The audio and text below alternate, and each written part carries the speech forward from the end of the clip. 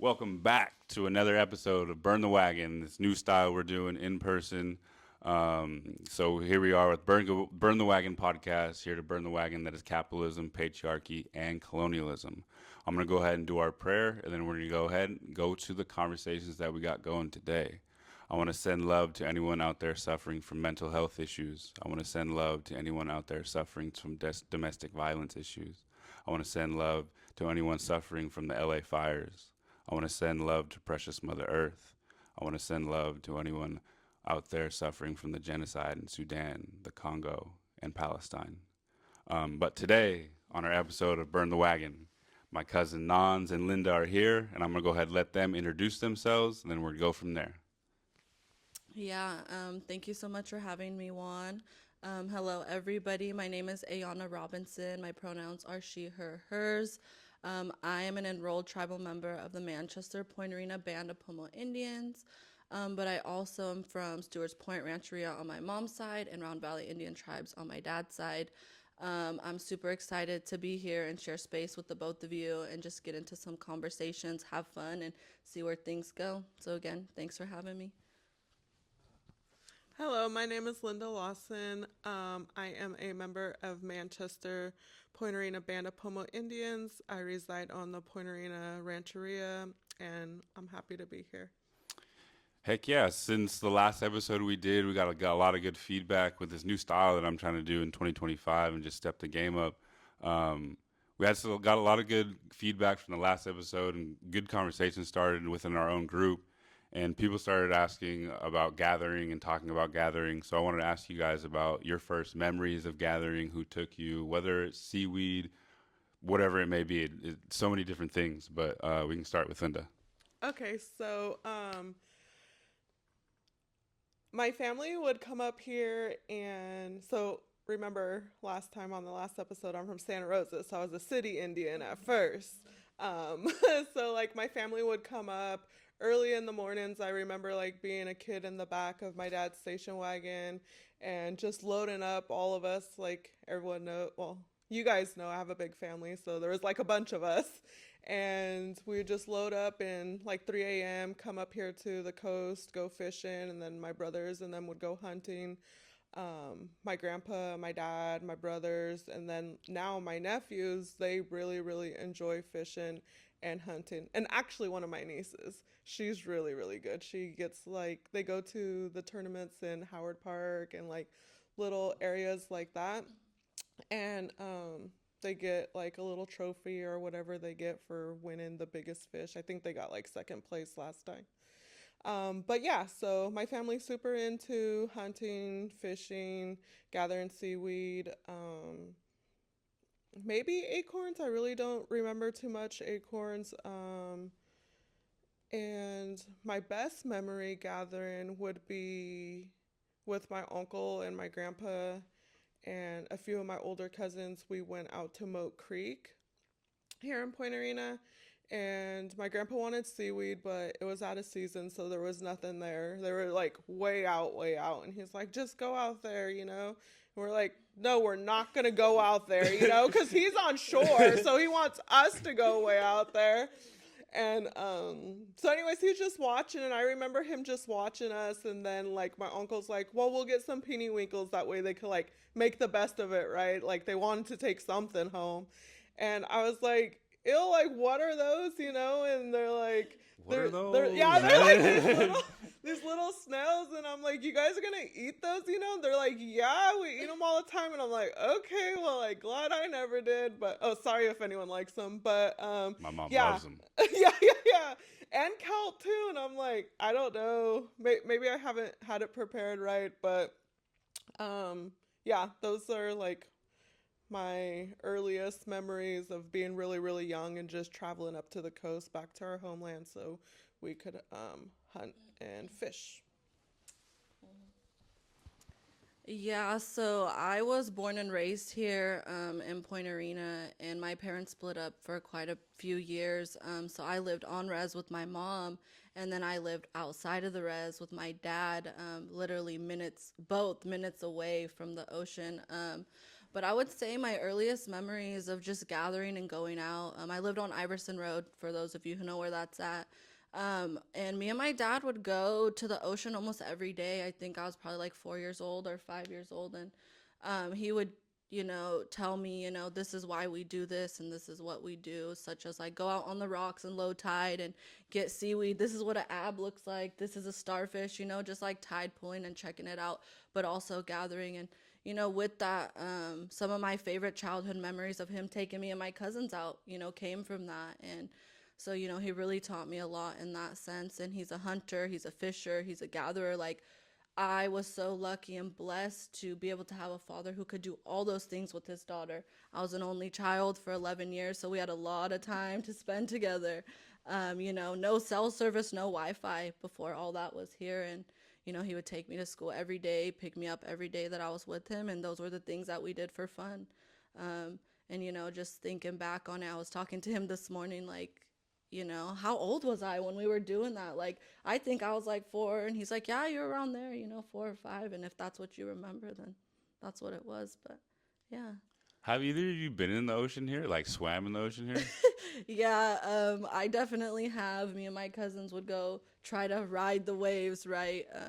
They're crazy. They'll toss you around, burn your eyes, like it's super salty. But I definitely have been out there kind of bobbling, just playing in it. More so when I was younger, not so much as an adult, but up to probably like the last time I was in was with Aiyana and Michaela when they were interns for me, probably the second year that I worked at Action at Work. We took like a field trip and we actually got in, and like it was fun. It was like old times when we were little, just playing, and that's what we were doing, splashing each other, kicking each other, like just having fun. So, yeah. Do you guys have a favorite out of all of those that you're like, picking this took me as a grown up, like picking this took me back to that, or so, like, do you have a favorite connection to, I guess, favorite thing to gather?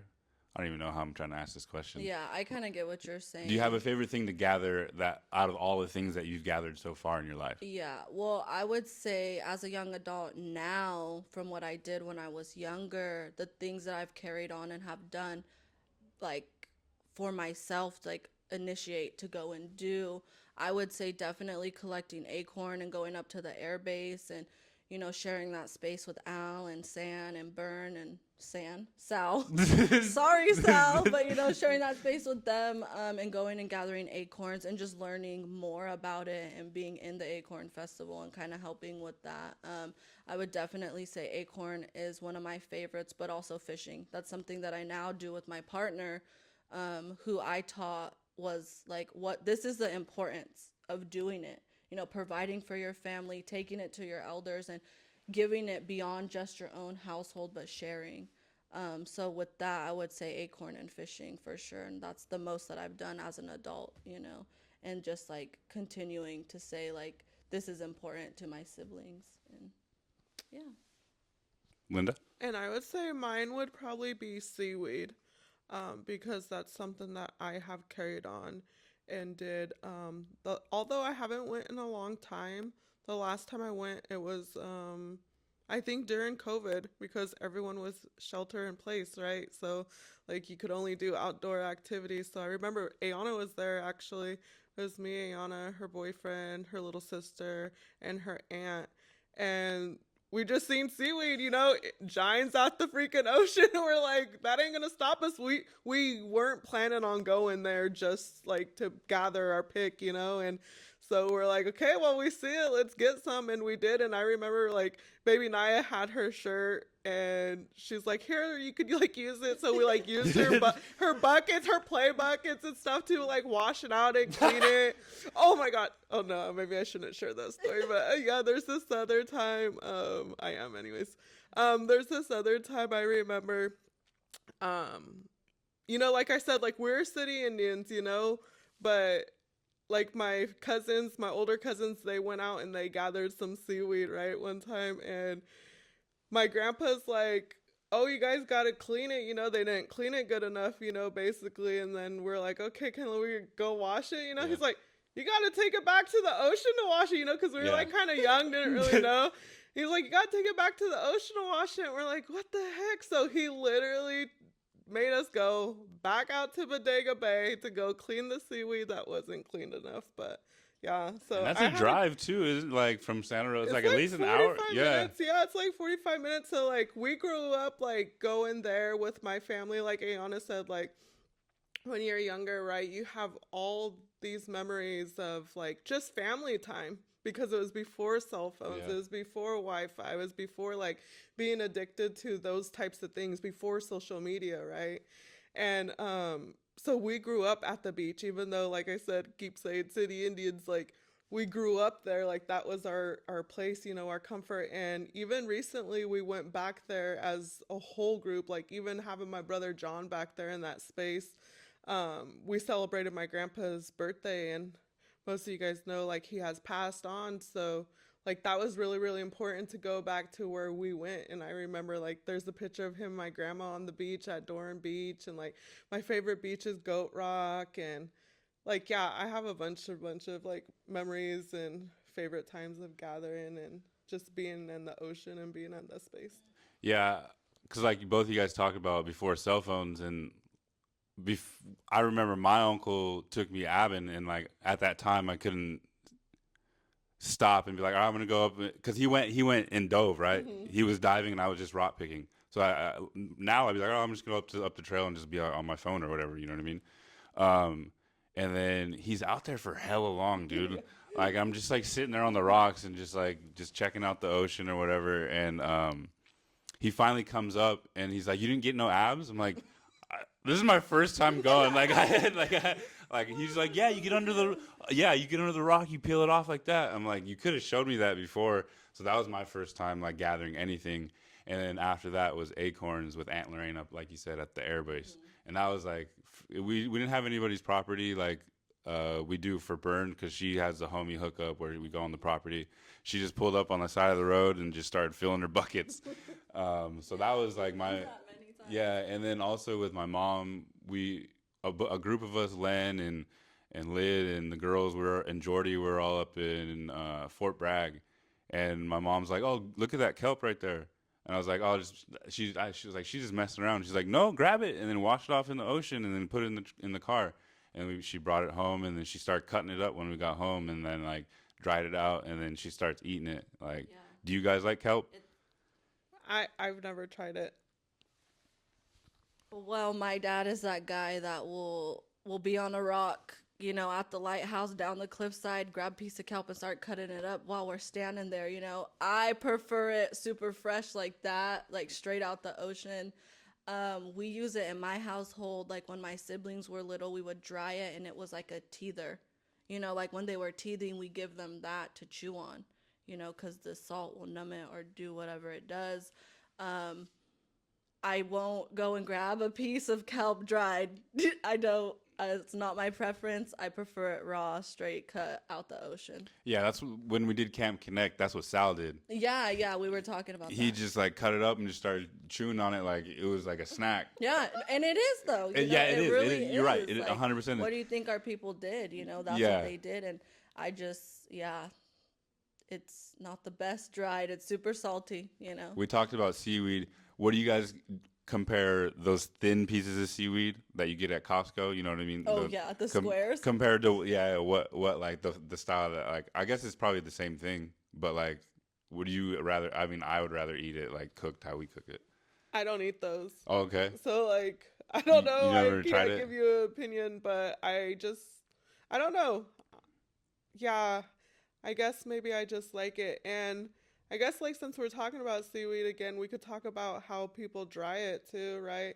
Like, we'll either use newspaper if we have it, paper bags, but my family, like, they put it in a little pile, so that way when you fry it, like, it all cooks. But I know Kyle, he separates his out, and it tastes, I think it has like a different taste. Yeah. Like it tastes really, really good, because I remember last time I had it was a batch from Kyle, and it was stringy, and I was like, oh, this is like pretty good. I think you like get all the flavor versus like in a big clump. A clump, yeah, because It dries out good when it's in like flat like that, but yeah.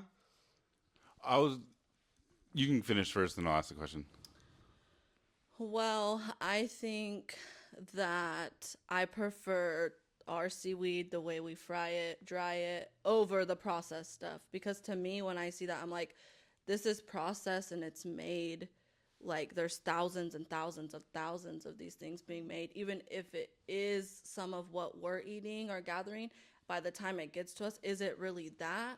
My siblings love it. They chomp on it. They're like, yeah, seaweed, the different flavors, the onion, the garlic, you know? And so I've experimented, I've tried, and I do not like it. I prefer our style, our way. I would definitely say with the whole drying thing, there is a difference in taste. There is a difference in how you fry it, even when you dry it a different way, you know, because I feel like how I would say and explain it is that it's almost stale when it's like in a pile and then you put it all in at the same time and you take it out. Like by the time you're eating it, it almost tastes stale. But by like, we both do like sheets, you know, on our table, on our counter, outside, you know, depending on the weather. But like my dad, my whole life has had us laying it out, you know, piece by piece, laying it out, big or small. And that's kind of how we did it. And then, yeah, just putting it back in the bag. And yeah, we drop a handful in there, but it is different because not all clumped together. Maybe some is not cooked, maybe some is. You just never really know, you know, so. And what I was gonna ask is, I wonder what the eating, like the cooking process was before, like oil, Yeah, before, you know, heating up oil. totally. That's what I was gonna ask, and I think probably Sal is most likely the person to reach out to. Yeah, I'm not sure. I mean, we could think, right, natural oils Yeah, from plants. yeah. I mean, Well, that would they be, definitely weren't frying things that back would be, back in the day before yeah, colonization. but Yeah, throwing it on the fire, yeah, throwing it that's on a true. rock, a hot rock, Yeah, throwing it, you know, yeah. yeah, true. I was also gonna ask about hunting. Do you think you guys would ever be ready to skin anything? Yeah, as long as someone who was knowledgeable could coach me through it. I've watched my dad my whole life do it and kind of like got my feet wet a little bit, but it was never like, here, you're doing this by yourself. You know, like let's say my dad's going out, he brings something home, or like we raised pigs before, you know. And I remember like being super sad that we had to kill them and butcher them because I'm like, no, I named them. And my dad's like, that's why we weren't supposed to name them, you know, like there's an attachment, and especially as a kid, you're right. But I've watched it be done and it's pretty crazy, you know. My dad's all bloody holding a deer horns or whatever the case may be, you know. But I think that I would definitely would be ready to just like take that leap and just do it, you know, like, hey, dad, this is something that I've kind of been ready for, so can we do this? You know. And I remember one time my brother and Elliot, actually, they were hunting, I think, and my brother got a deer, and I'm pretty sure it was Boo, and he didn't help him carry it. So then my brother came up to the house and like called me or whatever. And he's like, hey, Luke, can you come help me? And I'm like, I guess, you know? And then so like I go down there and I help him or whatever, bring it back up. And then like we hang it in the backyard, whatever. And then he skinned it and did all that part, but I had to end up cutting it. And it was like my first time. So like, I think being with someone who would actually show you would be a lot different versus just going in and doing it. But I felt really good about it. Like, I felt good. I'm like, oh, my pops would be proud. You know, I'm up here cutting up a buck, you know, whatever. But yeah. Yeah, and I see a lot of people getting into the tanning, like, because my homegirl Tashina does it, and I think that would be dope to be able to go through that, like even the whole process of like skinning it, tanning the hide or whatever, and then seeing it on your carpet or whatever. You know what I mean? Oh yeah, for sure. But yeah, this is a hot topic that I feel like we've seen a lot lately, and me and Linda talked about it on Instagram recently with ribbon skirts, and you see it with all kind of indigenous jewelry or whatever it may be. But a lot of people, I talk to a lot of non-natives that like they don't want to wear native jewelry or whatever it may be because they feel like what is it, appropriation? Yeah. So I just wanted to see what you guys feel about non-natives wearing things like this. And jewelry and ribbon skirts can be a separate conversation because I feel like ribbon skirts is a little bit more like a ceremonial thing. So, It could be, right? Like it could be a ceremonial thing, but it also could just be like now they have National Ribbon Day Hmm. skirts, so you show up and you support your native and your indigenous peoples, right? And by honoring them, you could wear a ribbon skirt. And to me, like a ribbon skirt is to me the definition of ribbon skirts. There's different styles, but is like the ones we wear in Roundhouse, right? I don't think like people should wear those type, right? But like this one I bought from out of state, like so this is an out of state style. They have the flat ribbons that lay flat at the bottom, like those are out of state style. I feel like those are definitely stuff that people could wear. Although I'm not someone to be like, no, you can't wear that, or yes, you should wear that, but I also have different skirts for different things. I don't take my roundhouse skirts out to big times. I don't take my big time dresses that I wear into like roundhouse, and I kind of like keep all my stuff separate. And then even if I'm like going on a march or like anything like that, kind of Gia just real I iffy. know, got hella skirts. Yeah, so I do have but like it's important to explain those things. but I do have like different skirts for different occasions, right? And like different ceremony practices and things like that. And on last podcast, I talked about like even having like just a separate skirt for my family, right? Because I think that those things carry energy, right? And I want to make sure that I'm putting it into the right spaces when I'm going there. So I guess to have non-indigenous people wear ribbon skirts, not our style, I guess, right? But then again, I'm not somebody to say they can't wear it either. We also have to think about the people who are married in. I have two sister-in-laws who have been to our roundhouse and have had their child have a name and ceremony, and like they have to honor our way. They didn't have ribbon skirts on, but they had traditional skirts on, like just plain though, like just plain colors, but still they honored us, respected our ways and stuff like that, and wore a skirt into the house. So if people are going into the house, you have to have a skirt, Mhm. right? So I guess that would be my take on ribbon skirts. Yeah, and to touch on a little bit what Lou said, just like kind of thinking about my thought process through that, I would say that it's a little bit of like the way you look at it in perspective, because there's ceremony in the house, right? In the roundhouse, and our specific things that we wear, or colors we can't have, and so forth. And then there's big times, and that's for show, and like, to, yes, of course, have great things around us and positive things, but everyone's seeing it, everyone's there, like you kind of know It's the public. person. Yeah, it's public. And then there's also fashion. Those are three different categories when I think about it, right? So like I agree in the sense I agree I agree in the sense of like a traditional roundhouse skirt. Yeah, I don't think that non-native should be wearing that. That's my take. But also, what about those people that I'm inviting in who are non-native, who I need to lend a skirt or who we need to make a skirt for? That's a little bit different, such as being married in, or a friend who really needs it, or someone that you feel needs to be prayed for, or just needs that positive space to be in. The balance and kind of knowing what that looks like. I don't think that any of us do. We do what we feel is right, and we do what we know. And again, like Lou said, like, who am I to say you can or can't wear this? But as an indigenous person, I've had an experience where someone who was non-native came into a space with the ribbon skirt, because they were gifted it. Okay, but then there's also, you go to a big time and there's an indigenous person selling these fashionable style dresses, and they're not going to say no to making a buck, if whether you're indigenous or not. A lot of the times I've gone up with non-indigenous people because that's, my friends, and taking them to these spaces that I grew up in, right? But they're interested in getting one. Or, we just hear someone saying, oh, how much is this skirt? And they're non-indigenous. Like indigenous people are out here selling them, which is fine. I think that as long as you're not selling a ceremonial dress, but a fashion dress, I think it should be fine.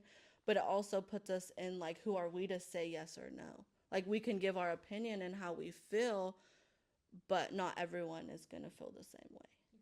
Yeah, and I think you bring up fashion because it's on the runway a lot more now. Yep. Like ribbon skirts and just everything. Like I said in the last one, everything native is in right now everywhere. So I also wanted to ask the difference between this skirt, which is like you said, out of state, and our skirts. Like, what's the difference? Well, I think that they're all for ceremony purpose. I'm right? just saying, like, look wise. Look wise. Yeah. The difference is that ours are straight. There's a specific design and a certain set amount of ribbons that we're supposed to have. I see. As PA style. But then you go to Kashaya and like their style's like 3-tier, right? Or from my knowledge, of course, like since we've had fabric, since we've had ribbons, right? Because we haven't always had that. Mm-hmm. But like when I say, oh, like that's my Kashaya style dress that my auntie made me, it's 3-tier. When I have my PA style, it's like, oh, this is like how Aunt Lorraine did them, right? Like ribbons on the side, and then we have our panel, and then the straight part. So I mean, I think it's all different. Everywhere has their own style, and it's just the style that they are and where they come from. And maybe someone else who knows a little bit more could explain that. But I think that it's just style to the specific area. No, I like because. Oh, go ahead, Linda. And you could create them, right? Like you could create it. I've been playing with it a little bit on like I've made some that have the flat ribbons at the bottom, and at first I was like, oh, like should I be doing this, right? Because it's not our style. Mm-hmm. Like Nan says, it's not our style. But then I wear that one to big times and things like that. So I guess, yeah, and then like these ones are like super fancy, right? I got this one. Yeah, this is like a dress up one, right? Like where I mean business. Yeah. Eh? No, but like I got this one for Kalasha's birthday for their birthday, and she has a matching one. So like now I'm into that point where I do like a little bit of fashion, like we were talking about. And I have Kalasha match with me, right? And I went to an MMIW event in Petaluma, and there was a Native woman, and she was sitting there selling her dresses, and she had a mommy and me set, and I bought it, and it had the flat one. So it's all about the style difference, I guess. And I like what you said, Nans. Like you do what you feel is right, and I think that's what the same case is like when you're making these dresses or whoever's making these dresses. They're just like creating it, like you said. You can just create it too. Yeah. So I think that's a big part of it too.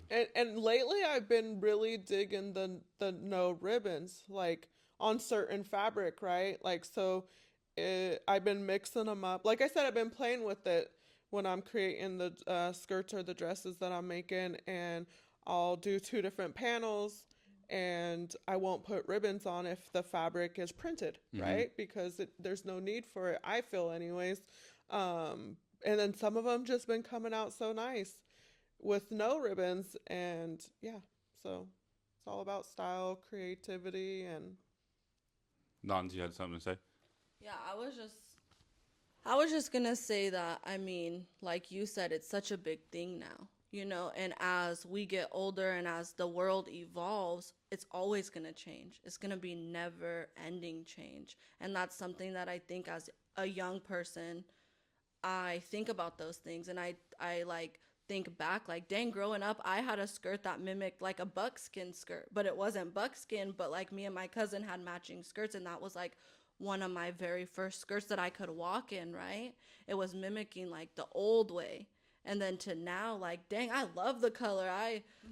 Auntie, make me this color, that color. I want Kashaya style. I want PA style. I want both. And, I love the way I look when I spin in my Kashaya style. And, like, it's just, it's a beautiful thing to see. But then you go on social media and you see a big worldwide company like Kate Spade replicating a dress that we wear.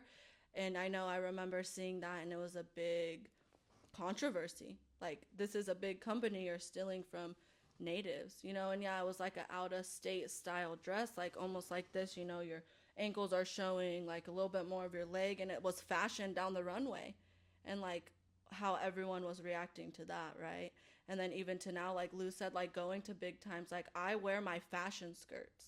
When I'm dancing, I have my dance skirt, but I'm wearing my fashion skirt so everyone could see, like, this is me bringing out like who I am, right? And such as the skirt that you got me.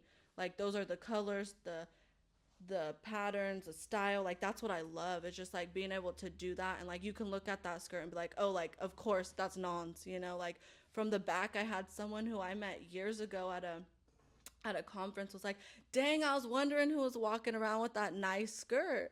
And then she's like, and of course I turn around and I see it was you. And it made sense, you know? So it's also a way to just show who you are, you know? And like, again, knowing the difference between a roundhouse skirt, you know, it's our choice to wear a different skirt at big times. Because like Lou said, you know, it's different energy, different spirits, different things there. And we want to keep that pure, right? But like people don't have to do that, but like as individuals, I think that's something that we've chosen to do, you know. And I wanted to ask you this question because you weren't on the last one.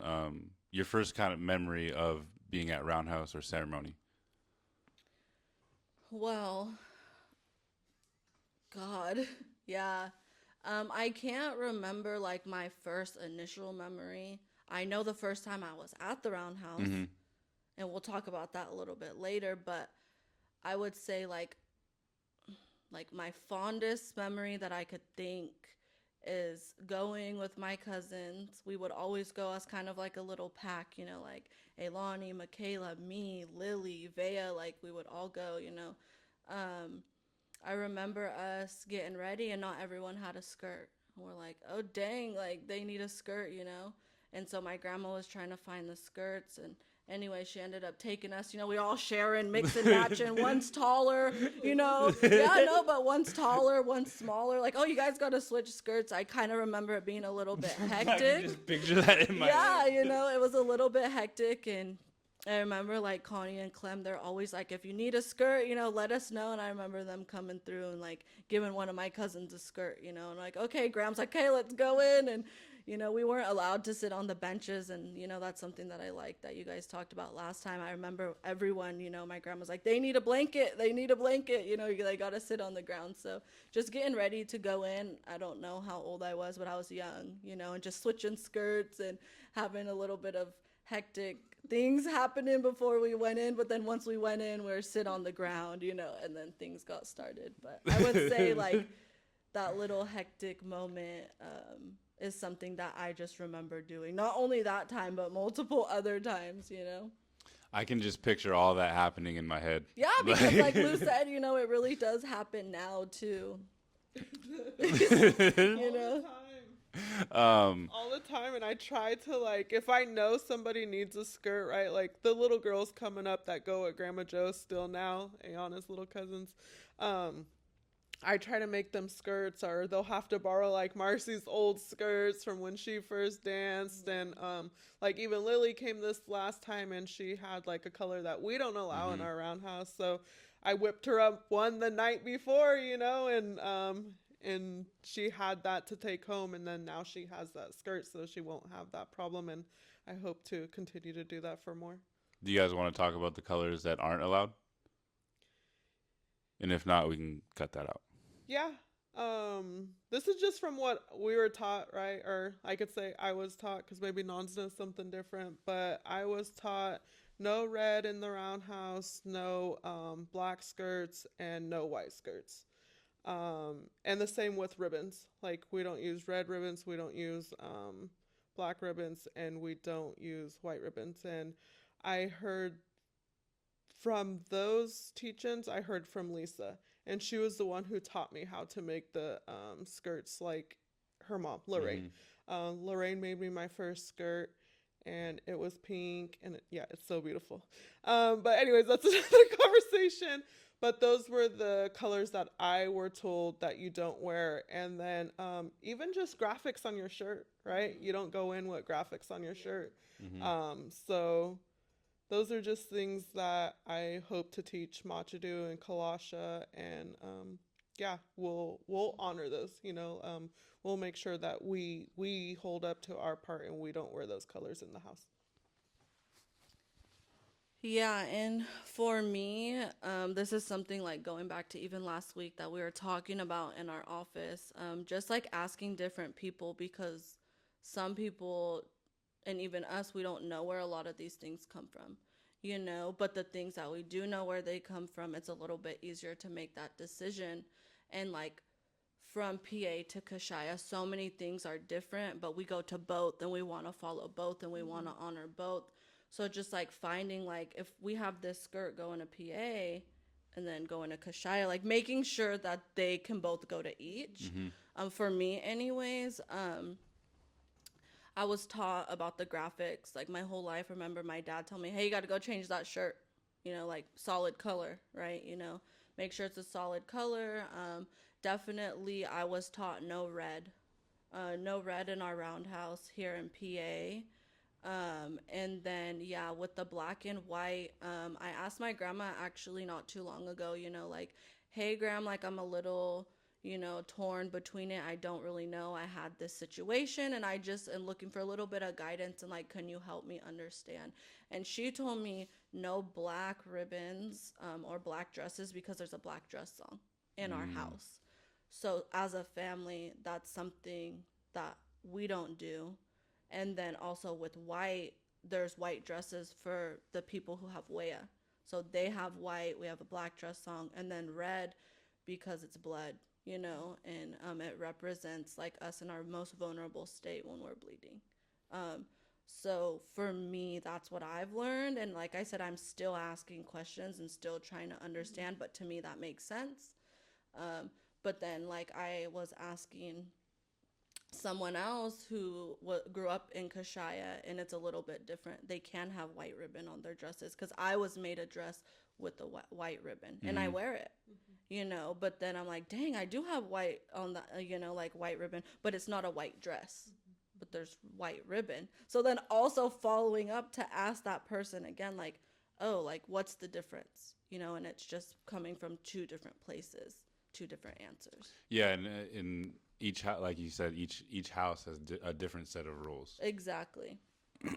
And it could necessarily doesn't even have to be each house, right? It could be necessarily families. That's right? True. Yeah, because different families have different rules. So yeah, because I remember I was making a skirt for Elliot's daughter, and he brought me black ribbons, and I'm like, well, I don't know if we could use these, and he's like, hold on, let me ask my aunts. And I'm like, one of your aunts were the ones who told me, and then, but he did ask, and then they're like, oh, if you want, it was a hard time. So, it was a hard time that they were going through, and yeah, we end up using them, and it was fine, but she didn't get to wear it much, but she wore it for her grand service. Oh, okay. Yeah. And, also, yeah, just want to just send love up to Aunt Lorraine and Auntie Lou. So, because like you said, she was the one that taught you how to make dresses. Aunt Lorraine was the one that taught me or brought me into a lot of things. She was the one that named me, and that's the next topic that I want to bring up is, do we have Indian names? Indian. Do you have a name? And then what was the process of you getting that name? Is there a ceremony or anything like that? Okay, so yes, I do. I recently got in it, actually. And I was trying to remember who I got named with because it wasn't my ceremony. So I remember Grandma Joe and Aunt Dell were talking about it, and then they were discussing like what they wanted to name me, and then Aunt Dell's like, oh, well, like, let's name her something with dancing because she loves to dance, right? And like I've traveled a lot with them, and they like really, really love to have me like present with them, right? So they know like how much I put into it when we do roundhouse, and they know how much like, and and honestly, I put my family on the back burner when it's ceremony time at roundhouse. Like I'm cooking, I'm cleaning up after, and then I'm sleeping because we're getting home. So like I really like it's hard to juggle both. But anyways, going back to the naming, so I said, oh, okay, cool. Like I'm gonna get named today, and like I told everybody, and then so when I went to the house, I thought I was gonna get a name that had to do with dancing, right? And anyways, we do the whole ceremony part. We go around, and Aunt Dell says, "I'm gonna give you my name," and it's Shadeha, and it means giver. And she said, because like you give to the people, like you take care of the people. And to me, like I felt really, really, really honored to get that name, not just because of the meaning, but because like Aunt Dell gave it to me. She must have like felt something or seen something, within me for her to want to name me that, right? So like and share that with me. So like I always feel like no matter what, I'm gonna show up for her, and be there for her as much as I can, outside of the house and in the house. So yeah, that's very, very. It was a beautiful moment. I was trying to remember who I got named with because, like I said, it wasn't my ceremony, so I didn't get the special whole thing, because usually you prep for that, right? You take food for that. There's a whole process that you do. I did it for Machadu, and last minute we did it for Kalasha, but yeah, I remember for Machadu we had like the whole thing. I remember we were cooking it up, and like you have to feed and give thanks and put food on the table and invite your family, and yeah. So I'll stop there because I could go on and on and on. Yeah, and for me, it's different, right? I was born and raised here. I was raised in the house. I was actually, so my birthday's in December, the end of the year. Just celebrated 21. Ooh. No. So I was born in December, and our strawberry festival as at the end of April. So when I was born, 5 months later for strawberry, I got my name from my great grandma. Actually, I got my name with my cousin Kaylani, who's a little bit older than me. Clearly, I don't remember it, so I just can speak on what I'm told. But I thought maybe I was like 1 or 2. My dad's like, no, you were 5 months old. And I have pictures, of me and her in our dresses with our moms. My mom's super young and baby face still. But so I was 5 months old when I was first taken into the house, got my name. My great grandma and Clarence are the ones who did my ceremony for me, took me around the house, and then my grandma ultimately picked my name. And my name is Kawina Mata. Translating to turtle girl. Now everyone's like, oh, turtle woman, right? Because I'm a young adult. But having my spiritual name and having that ceremony, we've carried it on through generations. To my sister, my brother, my cousins, even to my grandma's great great granddaughter. My cousin has reached out to us saying that that is something that she eventually wants to do for her daughter, and that's such a beautiful thing. For me, and just like kind of asking for help. We haven't gone there, we haven't done it yet, we haven't really talked much more since then. But yeah, we get taken around the house on the outside and the inside. Everyone says your name, someone says it back and forth, and then we eat, we could dance, we could just do whatever, we'd like. But yeah, that's basically what it is. And for me, I guess I could say, to touch a little bit more, I feel more of a connection to turtles when I'm talking about it. Like, you guys know me, so anything turtle, someone's giving it to me. Earrings, necklaces, shirts, like everything people know. My uncle wrote me a birthday card, my Uncle Hip, and it said Turtle Girl. And it was like, dang, like, I'm not very close to him, and he recently moved back, but just for him to be like, no, that's my name, and like, be able to share that with him. And then like now I see him, he's like, oh, what's up, Turtle Girl? I just love that.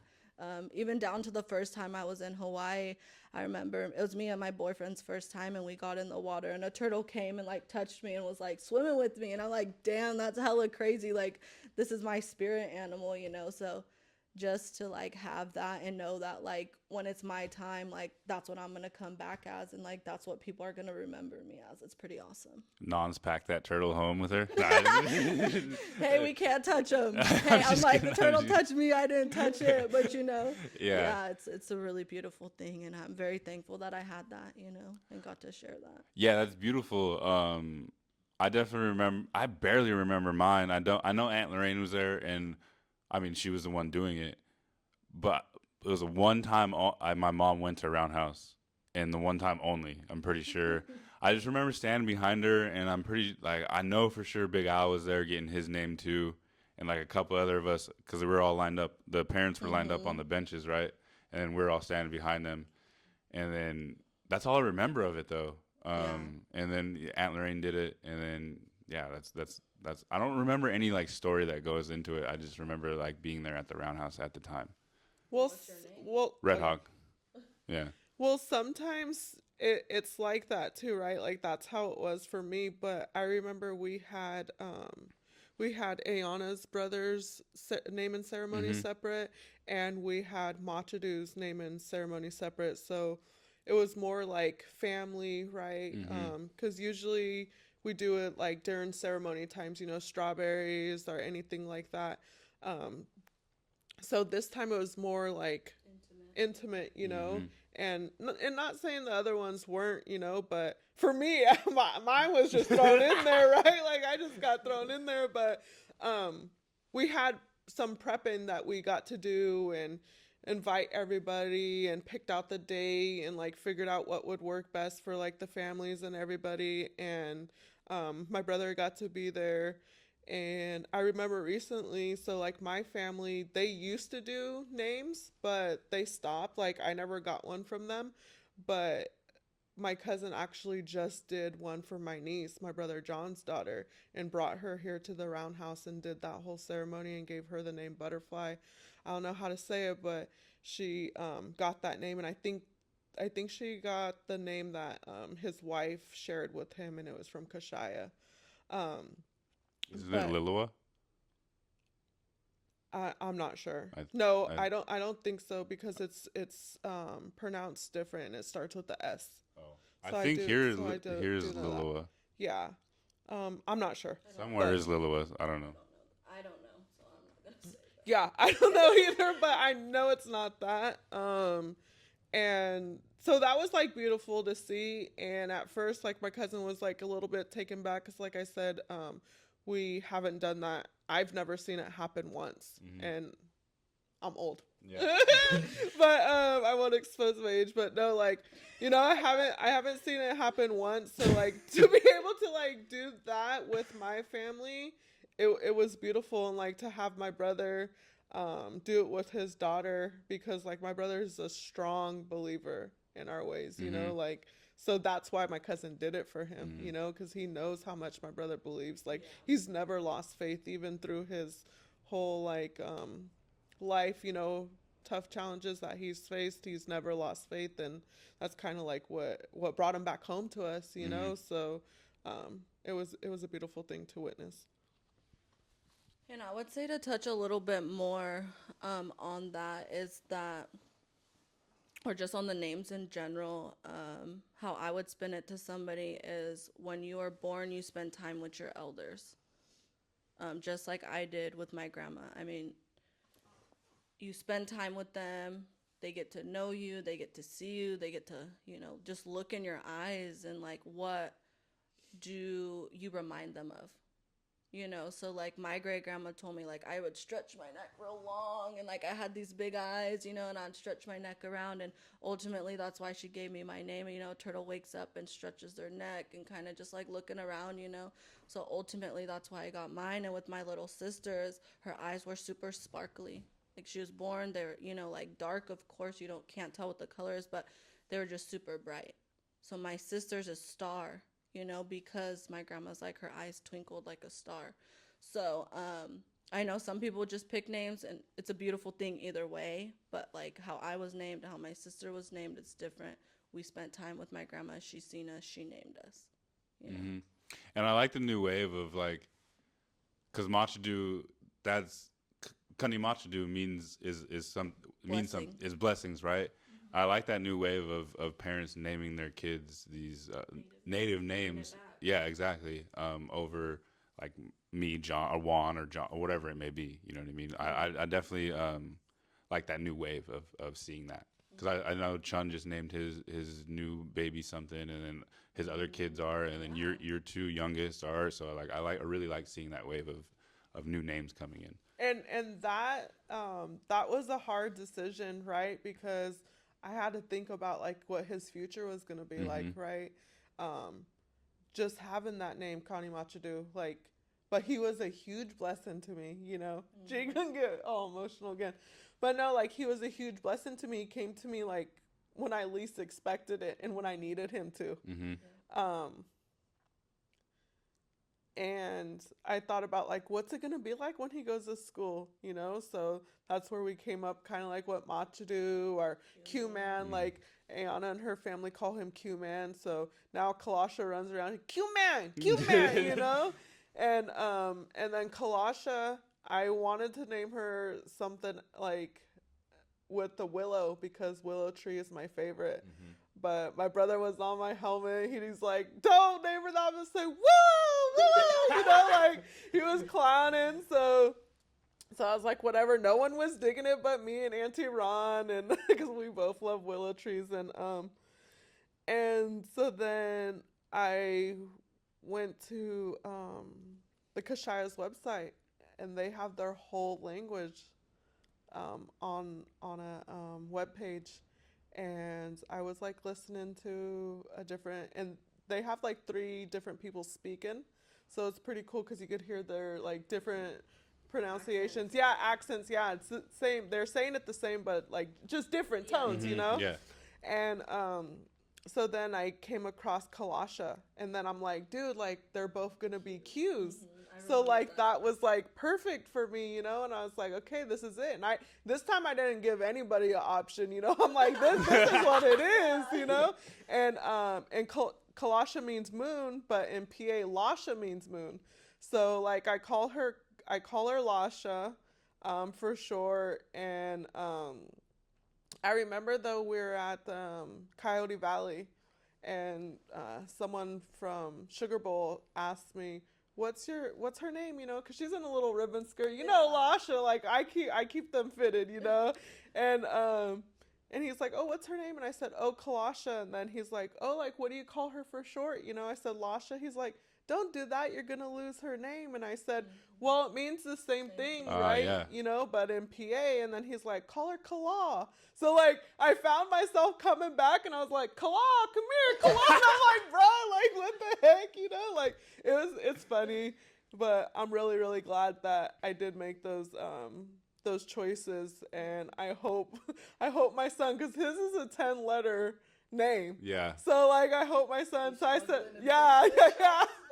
Try to spell his name, but I hope he has like a good life, you know, with his name, and I hope that he's proud of the name that he does have and that I gave and chose for him, and yeah, I'm super excited to see like how it's gonna be for him. Yeah. And I think that it's such a beautiful thing. That's something we talk about in my household. But I think as long as, Lou, you spin it to him as what it is, you tell him, like, you were such a blessing in my life. And, you know, just what you told us. And as long as you tell him that, from the moment he can understand, he'll appreciate it. Yeah, you know, he'll appreciate it. And once he's older, maybe he'll look back and be here telling the story, like, this is why my mom named me what she did. And so I think that's super beautiful. And the dope thing is, too, is because this is going to live on YouTube until they take it down, and he'll be able to 10 years from now, he'll be able to like listen back, like, oh, this is what they're talking about me when I was young. Yeah, and both of them, I feel like Lasha got like 15 nicknames. Lasha Lou, like all like everything. Mountain girl. Yeah, big girl. Yeah, big girl, everything. Yeah. And I feel like Lasha's ready to hit the runway when we're out there. Yeah, she's decked out. So all of us work in the same space. And I just wanted to be able to talk about the importance of working in these spaces and helping our community, not only our like the people on the res, but our community off the res too. Because I growing up, I always had friends off the res. You had friends off the res. All of us have friends off the res, no matter what, if it's through school, through being a parent, through whatever it may be. Just being in this community, and that's a big reason I moved back to Point Arena, is to be able to do work in this community. So yeah, I just wanted to touch on the importance of working with our community. Yeah, I'll start. Yeah, Sorry, yeah, I'm just like stretching, trying to think. Because I didn't really form that as a question. I just, Yeah, just something just topic want to talk throw about, out yeah. there. I would say, being born and raised here, it's a blessing and a curse to some, you know. I know that growing up, a lot of people were in a rush to get out of here because there's nothing, or so they think there's nothing. We don't have any schools close to us. We don't have gas stations. We don't have stores and all these things, drive-throughs. And I think for a lot of people in my generation, they wanted to explore that and go to college and get out of here because there's nothing here for them. And I think my perspective was a little bit different. I love it here. I tell people every day I live in paradise. The air's different. Like when I'm in the city with the kids, I'm like, oh, I can't wait to go home. And now they say that. They're like, now that you've explained it to us that like the air's different, it really is different. Working in the community and growing up here and just seeing it change over time, it's a crazy thing. We really don't have a lot. And so to be able to work in the community and provide something that I didn't have growing up here was such a big thing for me. Being that role model, being that leader, because Creator chose me to have a voice. Creator chose me to be that leader and stand up and do what I believe and speak my truth, and speak to who I am, which I think a lot of people struggle with coming from here. Finding who they are, where they belong. We're not exposed, to even little things such as different races. There's 3 main races. That's what we go to school with. That's who we see in town. And yeah, there's tourism, but like us on the res, we're on the res. We're not really out and about in town as young kids. So I think that, just with that, providing like my younger self, that's how I look at the kids, providing them with something more, and providing a space for them to come and ask questions, to be vulnerable, to talk about things that maybe their families don't allow them to talk about, or, ask about cultural things and, like have curiosity, and just like really be able to dive into like who they are and who they want to be as individuals. And if that means that you have to leave home to do that, great. How can I help you get there? How can I help you get to college? How can I help you move out if you don't want to be here? But also how can I help you appreciate where you come from? Because here's my perspective of how I feel growing up here. Like I never want to leave home. If there wasn't a bigger world out there for me to see, I wouldn't ever leave. I haven't left yet, but because I love my life here and because of the work that I do, I feel bad to then all this that I've built to just let go of it. Because the truth is that the next person to come will give it their own and it won't be what I built, So working with you and, working at Action Network has helped me also find what I want to do and find a piece of me that I didn't know I had before. Because before I was going to college to be a game warden, when COVID happened, and I think that was a dream that I was living because my dad didn't do that, but that's what he wanted to do. And so when it came to my senior year, I'm sitting there like applied to these colleges, got accepted to these colleges, like, I remember my counselor asked me, so what do you really want to do? We kind of had to figure that out. And on there, I was going to be a game warden, going to a 4-year college, to then backtrack and say, no, Mom, Dad, I don't want to do this, and I want to stay home and figure it out. And you lost your whole senior year too. Yeah. With COVID, like not going to school is like is a big thing. I lost half of my junior year and my whole senior year. It was a really hard time in my life. I mean, even now to like the COVID anniversary, right, of it being like however long it was, I was sitting there talking with one of my really good friends saying that I'm still struggling with what I went through during that time of the pandemic. And just not having that. I was a student athlete. I was a straight A student. I mean, that year I got Native, what was it? Native American, like honor roll student of the year, you know, and like going from like playing every sport. Soccer was my number one, you know, and then basketball was like, okay, like I like it, I don't love it. And then, you know, going to play in softball. Um, and like I said, being like a straight A student, and I like had the support from my parents and I had the drive to go to college, but when the time came, I'm like, no, I gotta stay back and stay home. You know, my brother was just born. um, you know, my sister was already in school, and I remember being like, damn, I'm gonna disappoint my parents because I have to go home and tell them that I'm staying home. You know, like, I mean, I graduated, I was 17. You know, I still had a good head on my shoulders, but I wasn't sure what I wanted to do. And like I said, that's why I appreciate, you know, the job that I have in Action Network, because they've allowed me to kind of open a new door and see, um, I not see, but like get a clear vision of maybe what I actually want to do. I mean, you're the reason I got in there. I remember the text you sent me, reached out to email this lady, Thais, at the time. I didn't even know how to say her name. Yeah. Because that was the first time I ever seen that name. And then especially the last name, Mazar. I was like, Yeah, whatever. I'll just put it. How do you pronounce the name? Yeah, I don't even care. I Yeah. just put it in. It was like, let me get this job. And like, I don't like, because I was working at a restaurant before, and I mean, love to all the people working in restaurants and service industry, but I did it for 10, 15 years, and I don't really want to go back. But once I started doing this work, getting integrated in the schools and shit, like, man, I don't ever want to go back. Yeah, it's such a different world. I mean, I worked across the street, you know, at the market, for 3 years before I then came to Action Network and do community work. I always felt like I was a young adolescent, a young student, who had a huge voice in school, you know, and who could use it in a way to make change. So when I was working there, and I remember my manager now coming in saying, like, Aiyana, this is who you are. We know who you are. We really want you to work with our youth. Like, would you be interested? If so, can I have your number? Let me, you know, let's text back and forth. Let's talk about what that looks like. Let's talk about what you would be doing. But if you're interested, like, I want you to know that that door is open for you.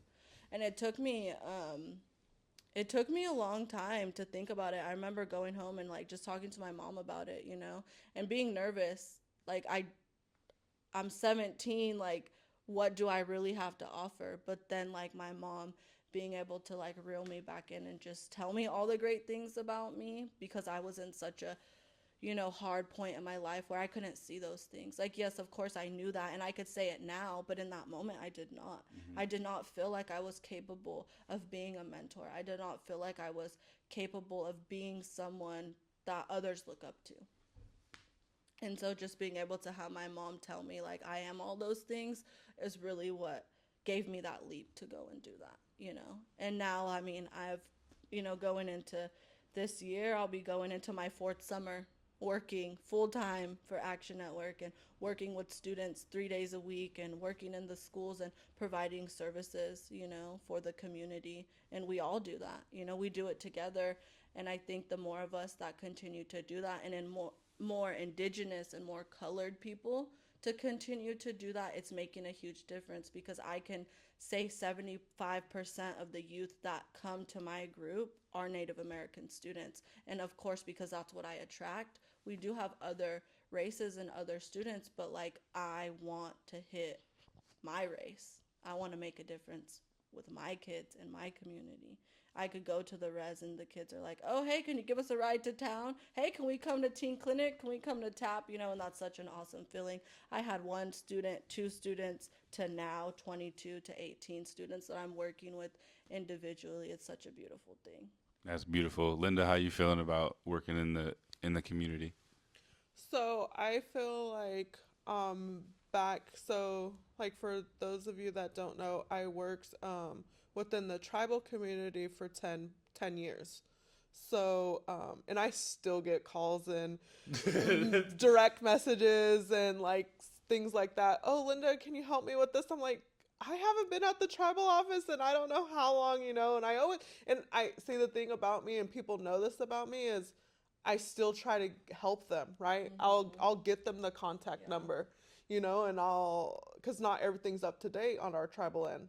So like, I'll be like, oh, well, I know they're in an office at the casino, so call the casino, cause I didn't have their direct number on hand. So I said, just tell them you're looking for tribal staff. And so I still go above and beyond for my community, for my people off and on reservation. But Aiyana also referred me to Action Network, and I wasn't sure I was ready to go back to work because I had a whole year off with Machidu. I had that time with Machidu. Kalasha was 2 months when I went back to work. That's crazy. That was hard for me. Like, just as knowing she was going to be my last child, right? And I was going to miss so many first things, right?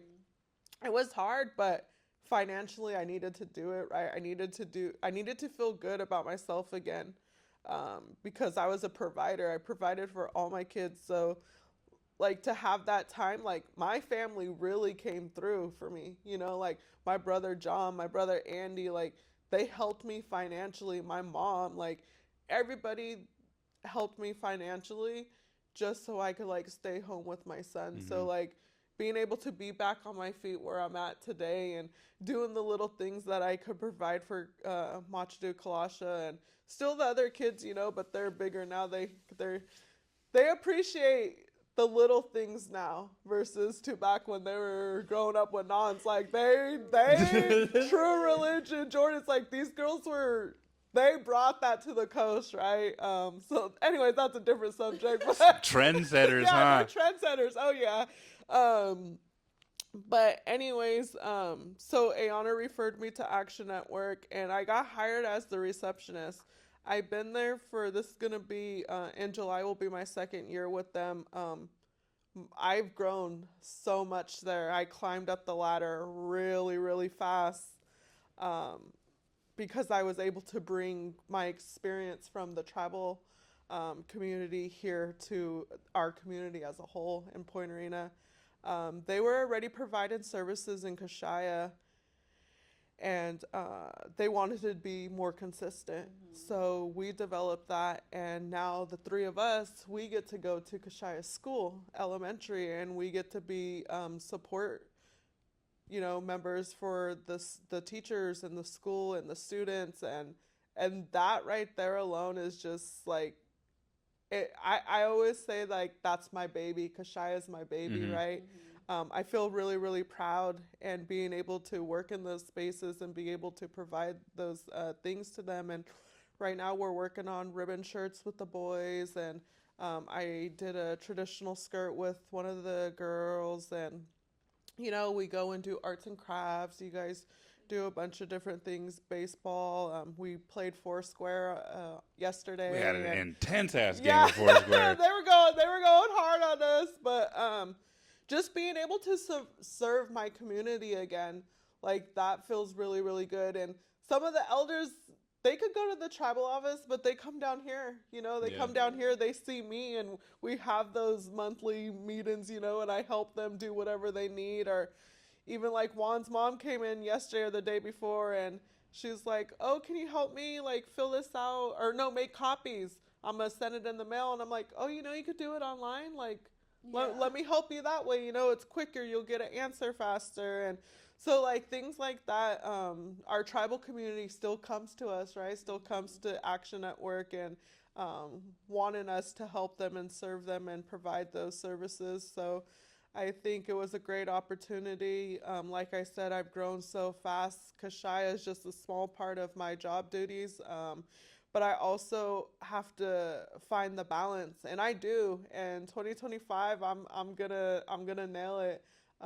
Just like Tuesday, I didn't go with you to Kashaya because I want to make sure all my stuff that I needed to do on the admin side was finished prior to me going out to Kashaya. Not that it's not important, but I need to make sure that I could uphold both of my positions and fulfill them to the best that I can, because I like to talk. Everyone knows I like to talk, so I'm in the office talking and making conversation. But when push comes to shove, like I make sure all my stuff, I meet every deadline, basically, and I want to make sure. Even like yesterday, I think we got back early, like 4:30 or something, before we closed at 5, and we ended up leaving like at 5:10 or something. I'm like, Juan, hold on, Juan.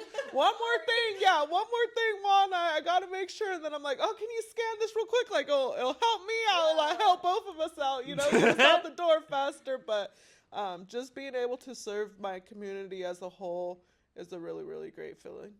Man, like walking in those schools and and the kids are like, "Hey, what's up? Like, you guys are here, Juan, or whatever." Like, that's the coolest feeling in the world that I've been able to feel as of like since I moved home, because I was working at the casino, just wasn't my vibe. Just like seeing people in there super depressed, like it wasn't just I'm not trying to. You're like, I need help to get out. Yeah, I need to get out of there. Like it was just people smoking cigarettes, coming and smoking cigarettes, drinking, gambling, which is like two different addictions. And I just like was like not with my sobriety, and I was just like not trying to be in that space. And then I got hired down as a garden person, which like I'm all about food sovereignty. I'm all like about that, but like me personally, I don't have a green thumb. I don't know how to grow nothing. So I was like, I'll try, you know what I mean? And then like you said, Action Network has been super flexible. Now I'm in the schools, going to Kashaya, going to PA, helping with social emotional learning, which also helps me with my social emotional like things that's going on, and like helping me heal some trauma from back in the day. But yeah, just like being in those schools is like the coolest feeling, because like I always look at it as being something that I didn't have, because seeing people pull up with jewelry on like my people wear, or people around my neighborhood wear, is like a big difference. Or that's just a small thing of like what we look like coming in is what they look like. So like being that for kids is like dope. So yeah, I don't know, like I don't really have. Yeah, I think that growing up here too and seeing everything, like you have a whole different perspective from your end than what I have growing up here. You know what I mean? And like being able to share those things with the youth, like this is how it was when we were here, like how can we change it now? That's such a big thing for me. And like I said, just being able to have those conversations, those safe spaces that I didn't have, and ultimately like being that voice for them when they can't stand up and do it or say it. Like I will, you will, like we got your back. Like we're here, despite like anything that might come with it, like generational drama and like things like that. Like I can proudly say that like I kicked that out the door, and I'm like, nope, this is what we do. My expectation for every student is the same. This is what it is, and this is how it's gonna be. You know what I mean? And sure, a lot of the times, because I'm so close in age with a lot of the students, it is awkward, it is hard, but like putting that aside and being like, you know what, I am the adult, and if I want things to change, I have to be the change. And just breaking that generational curse, breaking that generational drama, and whatever else. I have friends are like, oh, you're from PA, oh, PA this, PA that. Hey, I love it here. Yeah. Come experience what I'm experiencing, because I love it. I love my res, I love my tribe, I love my people, like, and that extends out, but yeah. And I wanted to talk about Unity real quick, because that was a big trip that we went on. Oh God, yeah. I was just talking about this yesterday. Yeah, so Unity was in Portland, Oregon. It's a conference of 7,000 kids, or the biggest one has been like 7. Yeah, people. I don't remember how many kids were there, but though. Just being able to touch on like being able to take kids on that type of trip. Yeah, so, I was super fortunate for that opportunity. Actually, the chairperson of my tribe reached out to me. I remember I had posted something of like raising funds and, needing a little bit of community support to be able to do the things that I want to do with the kids and take them to experience places outside of our community. And I was super fortunate that I got asked, hey, Aiyana, can you come have a meeting with me? Can we talk about your needs? Can we talk about kind of what that looks like, and what you do, because like a lot of people know me, a lot of people see me, a lot of people, talk about me, but they don't necessarily know what I do and even what Action Network has to bring to the table. So I remember going in that meeting a little bit nervous because, of course, again, I'm young. So I have this expectation for myself, but also I'm being judged by these adults that I'm going in spaces with because I'm usually the youngest one. Um, but I remember walking into that meeting and just saying, like, this is what I do, this is who I am, I grew up here because, this person doesn't know me and she didn't watch me grow up how everybody else has. Um, and that's ultimately how we got the opportunity to go. She had invited my youth group to go. Um, and my youth group is mixed. It's not just Native, it's not just, white.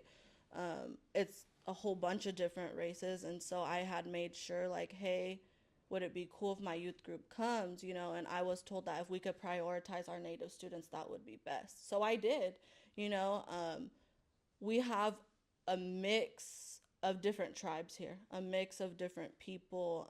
Like I said, like my dad's enrolled in Round Valley, so his nieces, his nephews who live here are also enrolled there. We have our cousins from Kashaya, we have some Lakers, like it's all mixed, even some out of state actually. Um, and so I remember being like, this is a place for all Native youth as a whole. And when I got there, I mean, they told us this is a place for everybody, not just Native youth. But in preparation for that, we were prioritizing our Native youth. Although I worked with everybody and I had asked, like, can I take my youth group? Natives were prioritized. And I loved that, and it was an amazing opportunity. It was a learning experience. There was some curveballs, but I think that nonetheless, the kids got what they needed out of it. It was hard for the adults. It was hard for us to wake up and follow schedule and go and show up and be our best selves when we're tired from the day before. But ultimately, like for me, I'm like, damn, this is what the conferences are about. It's go, go, go, go. This is life outside of our community because we slow compared to that go, go, go life, like just, I mean, getting prepped for the airport, packing the bags, having the meetings, like making sure the parents feel comfortable with the chaperones and with me as a young adult taking their students on this trip, and I'm super thankful for everyone who had a hand in making it happen, but god damn, it was stressful. And getting on that plane, I had some kids that it was their first time on a plane. They're like, can I hold your hand? I'm like, damn, yeah, okay, sure, this is new, but yeah, hold my hand, like whatever makes you feel comfortable. And just seeing the diversity that's out there. I mean, Portland is a hell of a place. I've been there before, luckily, so I kind of knew my way around. I knew where things were, and so I was excited about that. It wasn't a totally new place, but for all these kids coming from the res and coming from this rural population area of 500 people to that conference being bigger than their city, it was an experience. It was tripped out to see natives from like Nez Perce natives, like New York natives, all everywhere. It was tripped out, all in the same place, the same time, and to be able to be there with our youth, like you said, some of the kids never flown before. And one of the kids I was with never flown before ever in their lives. One of them flew to where was it? Where did Oklahoma? Well, Mateo went to another country. He went to yeah. not Iceland.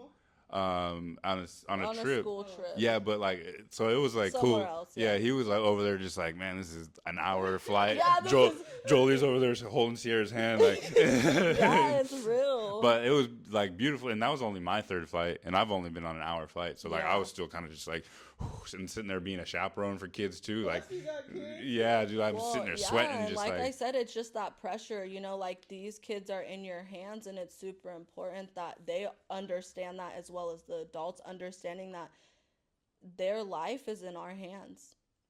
Yeah. And for me, as a young adult, that's super scary because I am still like at that conference, I was a youth. Yeah, you're technically, yeah. Like they were saying like, no, you're a youth, you participate, you can do this, that, and the other because you're so young. And I'm like, I forget that sometimes, that I am a youth, that I am to be participating in these things because I'm that chaperone, I'm that responsible one. And it's super hard to let go because like I said, I want to participate and indulge myself in it, but at the same time I can't because of the role that I'm playing in my job. You know what I mean? And I think that not a lot of people understand that. Yeah, it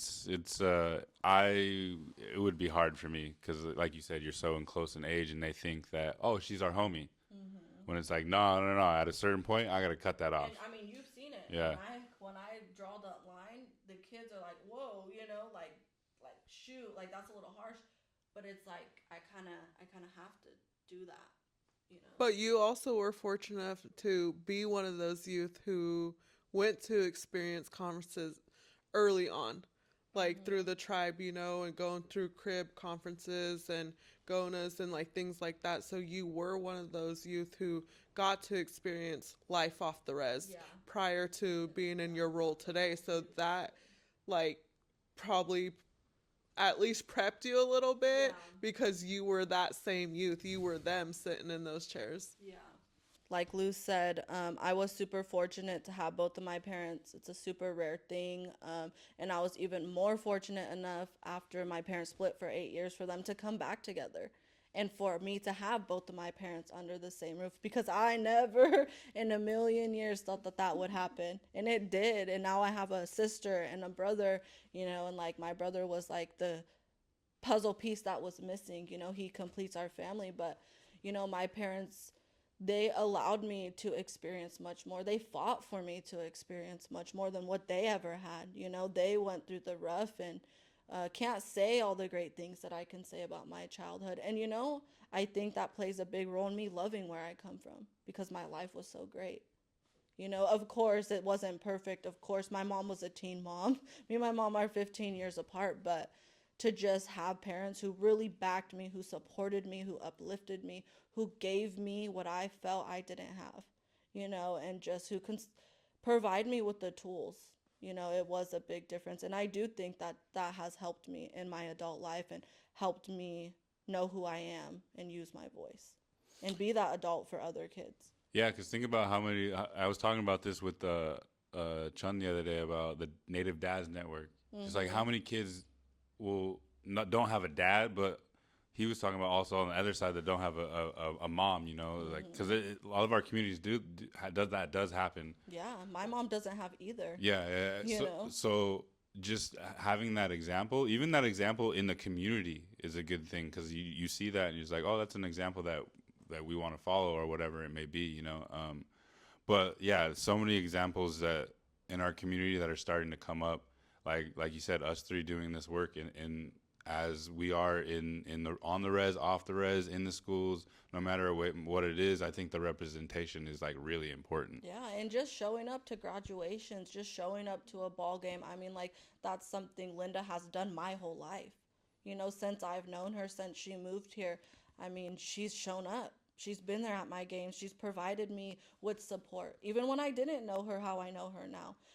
And that makes a huge difference, when you can look and see someone in your life in the stands, someone supporting you. And I think that since then, I've even carried that on, like being someone's biggest fan who might have the biggest fans, but who also doesn't have the biggest fans, and just showing up. Like, I think I really preach the importance of that at my job. Like, we need to show up to these things.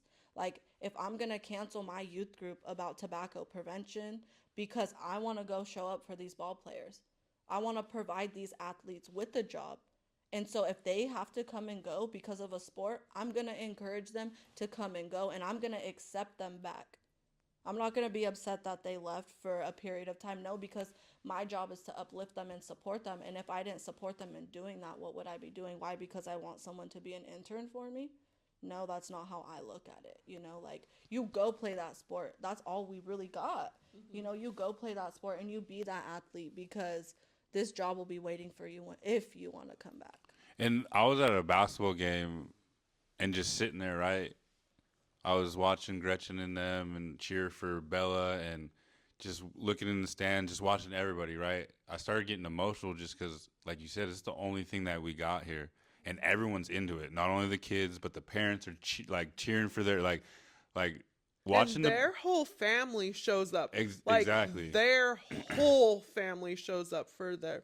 And like, just to touch on like a more real situation, I remember like some of Paul's friends, like none of their parents would show up. You know, like they live right here, 2 minutes up the street, and they wouldn't even make it to a game, you know. And even when my kids got out of school, I still showed up because unfortunately, a lot of parents don't show up either when it comes to fundraising or comes to things. I remember like Mary's always, you know, on top of the fundraiser, and she would be like, "Hey, Lindy, can you help?" They call me Lindy. Um, Lindy but Waters. No, but hey, Lindy, like, can you help? You know, I'm not getting much support from the kids who their parents that are enrolled, you know, but like my kids are done and gone, but like I'll still show up, you know, like Non said, still show up for your community. Um, I don't even think we knew anybody that graduated from charter like personally last no, year, but me and Juan went to their little ceremony that they had at the wharf, and like Michelle was really thankful, you know, that we showed up, and it's like little things like that that make a huge difference. And like just to hear Nans explain it right now, to hear that I was one of those people, you know, for her, like that feels really good. And even like I still do the little things because it's almost like a tradition, right? Like Valentine's Day is like one of my favorite holidays. They're like basically anything that I could decorate or like show love for, you know, and I still get her and Naya something, you know, like I make them these little buckets because like all my kids are gone besides Machadu and which call it Paul's home, you know, but he's not really too fun to shop for, but he just wants a hat or something, you know, but so like those little things, you know, make a difference. And I remember all Paul's friends being at the house, and them just not really having the support. So to like be in the roles that you two are in today, because you guys work with the youth as like more and more frequent, and you're in the schools now, Juan, I see the reactions that the kids give you, right? Like they're super excited to see you, and that feels good. And I know they feel good about it, and they see that there are people out there who care, and we don't even have to be related to them. Like that's the best part about it. and creating like things like a handshake with the kids, like doing those little things, like when they pop up and the first thing they want to do is that handshake. Is Yeah. it's such a good feeling, even though like it is the same handshake that I got with all the kids. But at the same time, it's like it's dope, and they're like they come up to me like, and I do a regular one, right? They're like they pull back and they're like, no, what are you doing? We got to do the handshake. Yeah. So that's just beautiful to be able to like be a part of, because we did have like I remember Sal back in the day being around and doing his thing, because he's always been pretty consistent in who he's been, but at the time that wasn't cool, right? I wanted to hang out with the guys that were drinking and partying. So being trying to be active as much as possible in the schools and showing my face, just being like, yo, I do these things, and I'm with, especially with SEL, social emotional learning, like I care about my feelings, and I play basketball, and I'm a quote unquote man or whatever, you know. I try to do manly things. I try to learn how, I learn how to want to learn how to hunt. I want to learn how to ski and all those things, do all those things, right?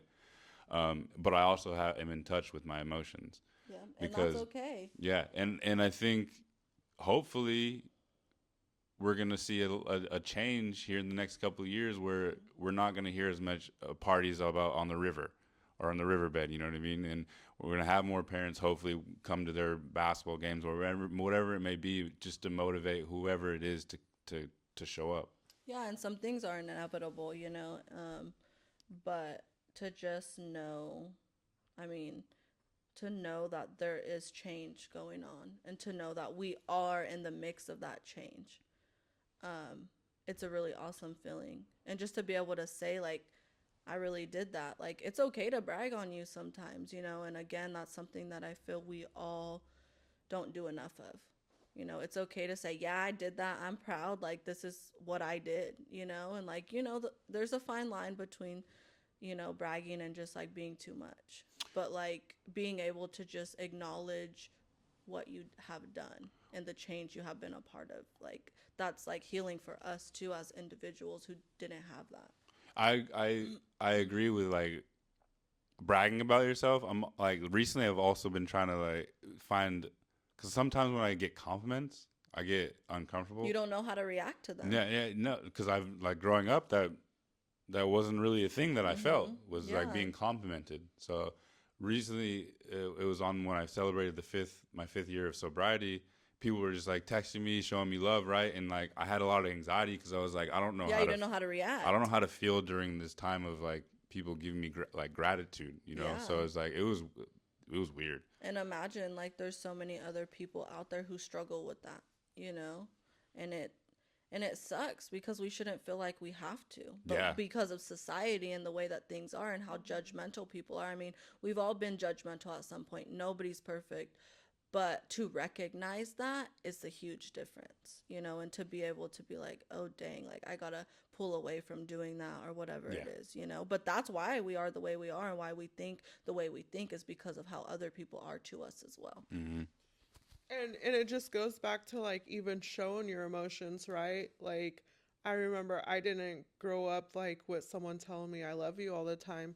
And to me that's something that I do to everybody I care about, right? Like if I'm on the phone, I'm automatically going to tell you I love you at the end of our conversation, right? Or even, oh, did you make it home safe? Like those are signs, right, that you care and you really care about that person and their well-being.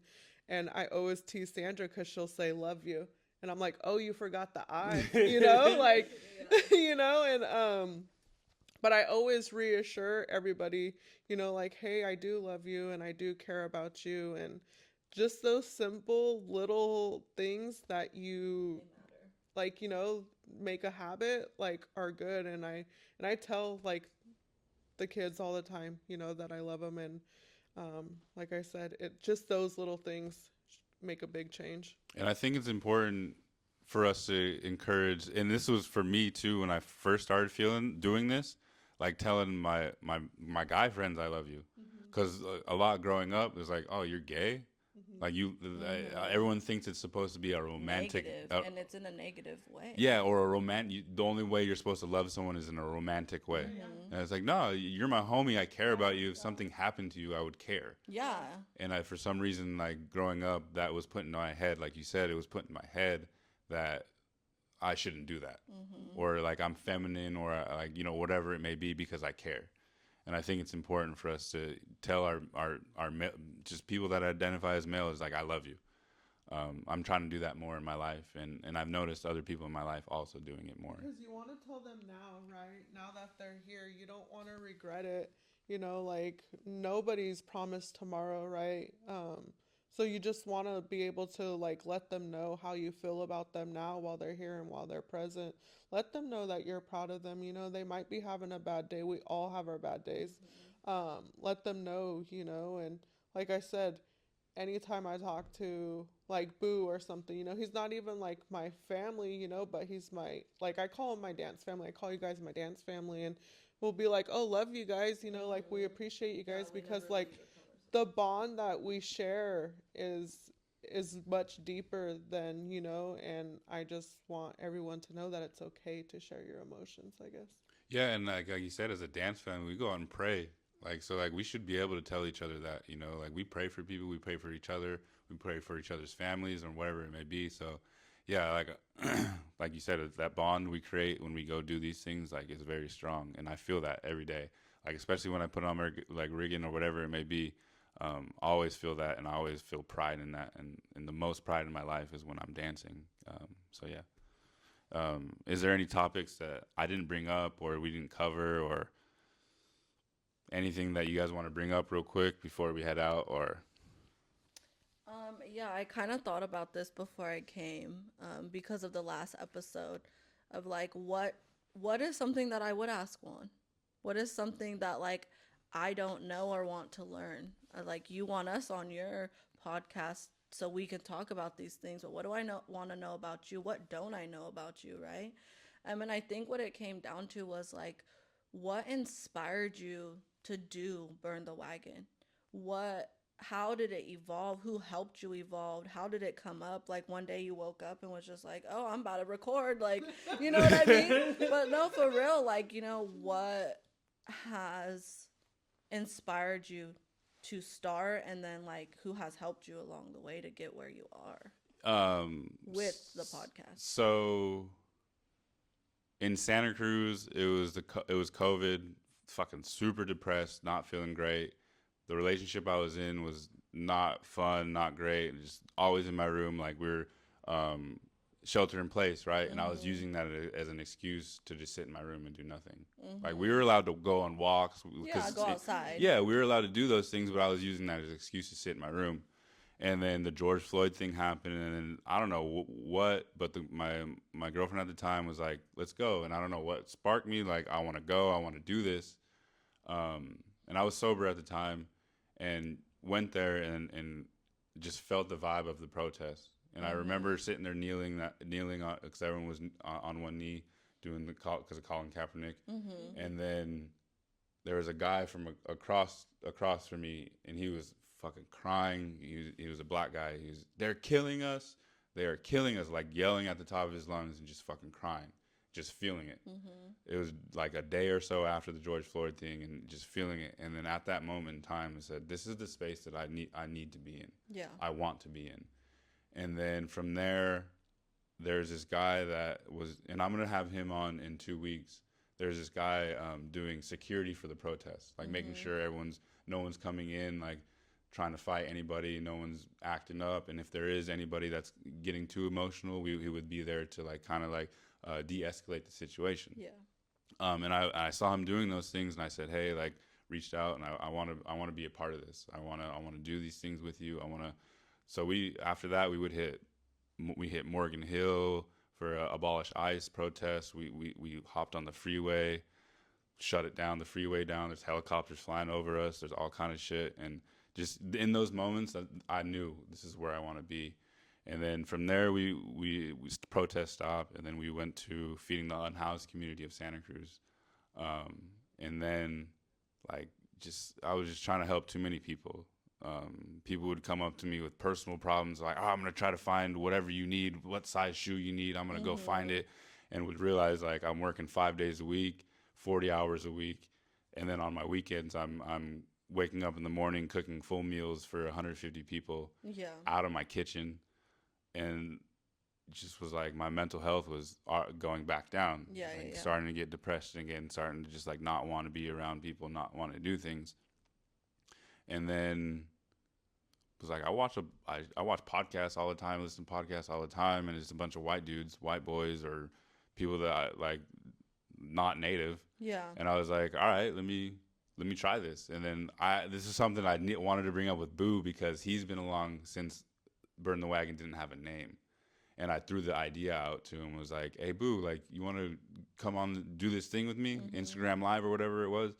And then he was like, "No, I don't know if I'm ready. Like, Yeah. it's just not my thing." But he sent me like 5 people right off the bat to interview. The first like 5 people were straight from him, or people that I started following. It was straight from him. And then just from then on, just went from there. And shout out to Isaac from Simply Service. I'm gonna have him on in 2 weeks. But he's the first person to really like take me under his wing, and this is how this goes. This is how we protest. This is the right protocols, like to avoid the police, to do these things. And he spent 100 days out at Standing Rock, and that's where he started all. And I don't want to tell his story, but he's a big reason why like I got into this and like really doing all of this. And he's the one that's even behind the scenes. Recently, he's been pushing me like to keep going and come record music with him and do all kind of stuff. So that's really where I got on my start is protesting, like standing across from fucking police officers with tear gas, with rubber bullet guns. You know what I mean? Like that's where the inspiration started. I just wanted to get off the front lines for a little bit and avoid getting shot with tear gas and shit. But that's where I got my start. Awesome. Yeah, and I think that like you sharing those things, you know, it kind of just shows like the vulnerability, you know. Cause I don't get to talk a lot. Like, Exactly, you know. and that's why I really wanted to think about like what I would ask you, because I think it's important to also hear your voice, because you think it's important to hear everybody else's, but like you said, we're not hearing yours, you know? And that's what Ashley's been trying to get me to do more of, is like talk more, like me, like get on here and like talk a little bit more and share, because for the longest time it's like my story doesn't matter, or it does, but like I want to amplify more. Yeah. I want to be the person to give people a platform to speak on. So there are times where I should share more, and I think with this new style that I'm doing with recording like this, because like on Instagram Live, after like an hour they cut you off. Yeah. So that whole time I'm like, okay, like I need at 45 minutes, I'm like, I gotta like kind of get the conversation like winding down and be done. Yeah. But with this, like, You can go however long. we can go for however long and like talk about whatever, and have the opportunity for people like you to ask the question. Yeah. Because that doesn't happen. Or even to like the last episode and this one, you've been chiming in. You've been answering the question. Yeah, the same questions with your own perspective. So like that's a huge change for you too. So it's pretty cool. And like you said, with 2025, I want to level up. Like I want to give people better content. And these conversations after that first one, people love this conversation because, like you said, with that vulnerability, it like people want that.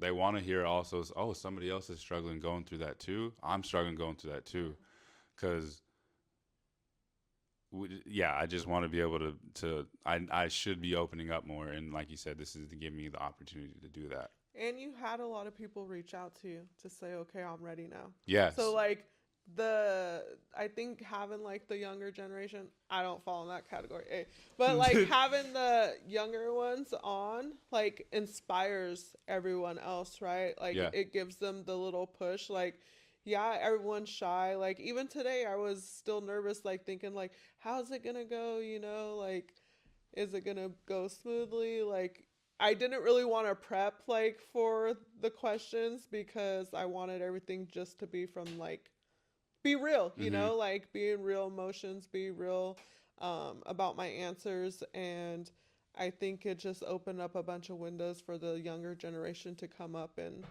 hopefully get on the podcast with you.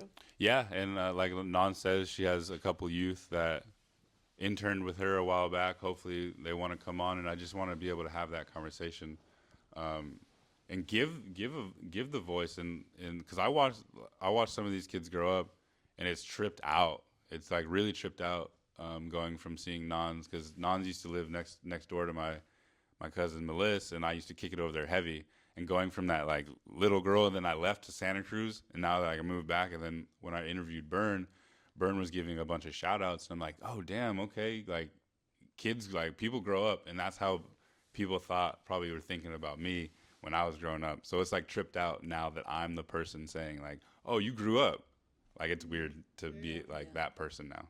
And I think you're providing, like we said, like you're providing opportunity for the youth to use their voice just by this platform, you know, on the podcast. And to go back to Unity, like you've seen the interest of them wanting to do it, you know. And I even have one student, I don't see her as much anymore, but she for a long time was telling me, I'm going to have my own podcast. Like, I'm going to do it. Like, I need to get some of those mics, you know, and I think that's super awesome. And I really love that. And, you know, even down to me last night, trying to encourage someone who I'm super inspired by, who I grew up with, who's younger than me, you know, not by much, but just, you know, trying to convince her, hey, you should go on the podcast with Juan. And, you know, you have a lot to say, you know, and you're so knowledgeable and you're inspiring to me. And I don't think I ever told her that before.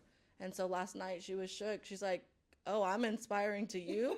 Well, you know, like you're inspiring to me. And so it's just a super awesome feeling. But I really hope that, you know, she chooses to come on along with other youth and to just talk about their story. And even if it's just a fun convo, you know, it doesn't have to be like serious. It doesn't have to be specific questions. Just, you know, what you want to talk about. Yeah. Let's go. And that goes for you too, because I remember we went to Pinoleville and you were driving that big old van, the MPA van, 10+ person van. And at the time I hadn't driven on the freeway yet. And you're hopping on the freeway with this hella heads in the van. Big old van. Yeah. And I'm sitting back there like, damn, she's 19 years old driving this big ass van. And I'm back here 30 years old. Like, yeah. And I'm like, everyone does things at every different times. Yeah, you know what I mean? I totally. understand that. But like that gave me the motivation, and then after that, I was able to like start driving to Yeah. Santa Cruz, and I drove the van to Oakland to the airport. So like you're an inspiration too. You know what I mean? Don't thank forget you. that. You know? I even think that same trip I had you go to the store for me, and I'm like, "Hey, you good? Like, Yeah. can you do it?" And Yeah. you're like, "Yeah, I got it." And me and Linda were just talking about that the other day. You know, that you got in and you did it. You know, like there's a first time for everything. And I think doing the work, like, because I'm scared doing this.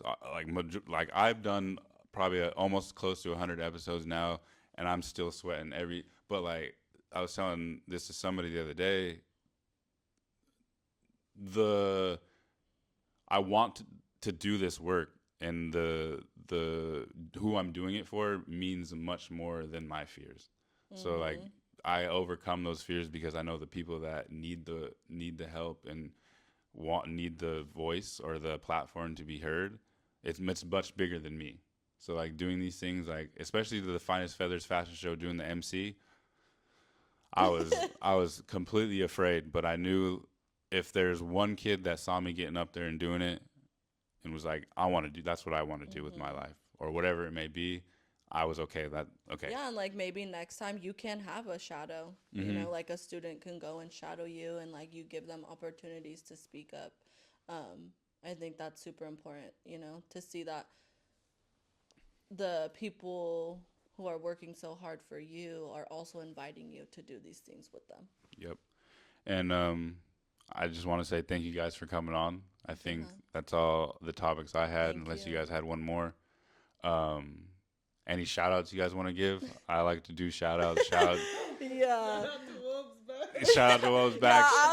I was coming home from the gym the other night, and I was re-listening to the thing when I told you guys I'm gonna go on YouTube and give another view. So I was re-listening on my way home, and bro, I could not stop laughing. I'm like, why they gotta put him on the spot like that? Shout out to Boo, who isn't here. Yeah, shout out to one of my favorite cousins, Boo. Love you. We missed you. This was a good one. But also, I'll give a Shout out to Action Network. to Action Network once again, but also to my Aunt Martina. She makes all my ribbon skirts and makes sure I'm looking fly all the time. Everyone knows that. But yeah, I think other than that, shout out to my parents for giving me more than what they had. Shout out to Baby Nice. Shout out to DJ. Shout out to Gloshaloo. Shout out to Q Man. The Bird, my mom. That's it. Thank you guys.